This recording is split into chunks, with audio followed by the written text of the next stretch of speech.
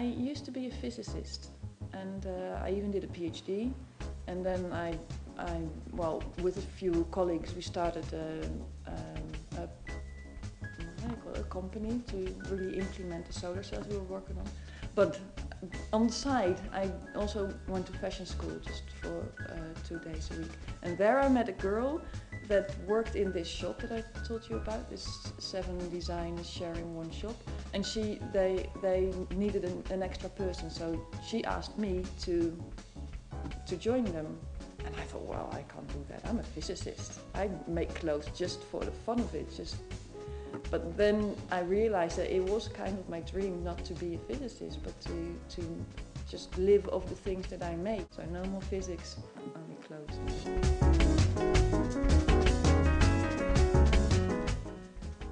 Yeah, well, to be honest, the word fashion doesn't mean anything to me. It's not what I associate fashion with trends and something really temporarily. Whereas what I make is, I work with textiles and I design clothes. But of course, fashion is all around, so I am definitely influenced by what I see on the streets. So my things are probably really influenced by the things that you see now.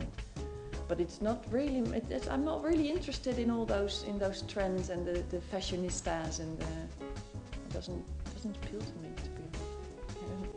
I don't know anything about it. Also, my passion is just creating things, and preferably pretty things, but unfortunately also sometimes really ugly things come out of the hands.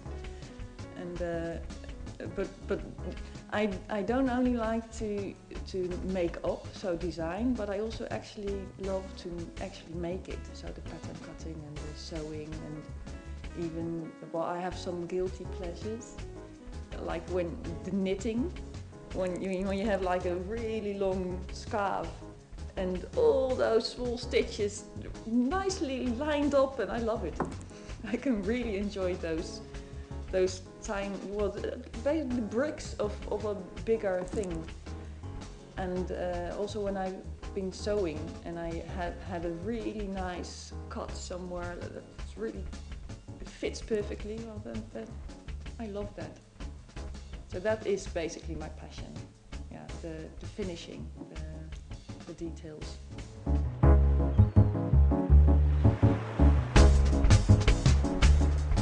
I know I don't really have a fashion motto.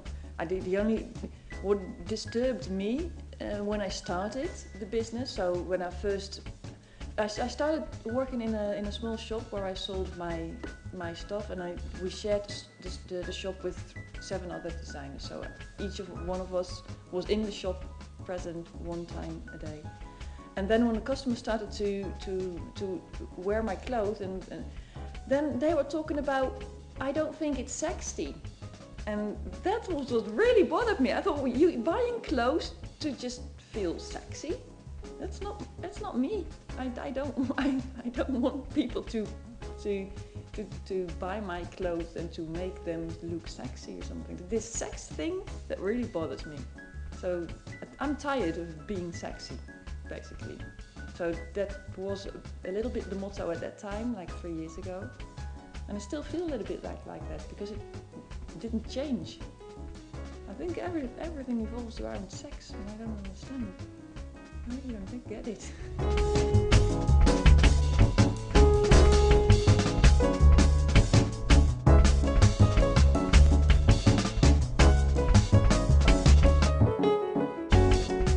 Because I don't design with the customer in my head. I just make something that I think is nice.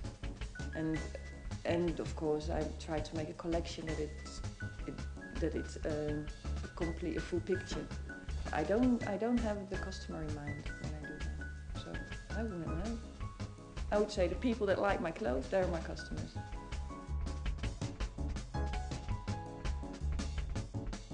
Try to, just every once in a while, try to get out of your comfort zone and do something that, buy something or wear something that you would usually not wear. Like only if it's just a different color for a change, but don't stick to all the things that you already know, and because that's actually what when I was young, Sometimes I bought something that I was really insecure about, but those were the items that I was really, really happy with in the end.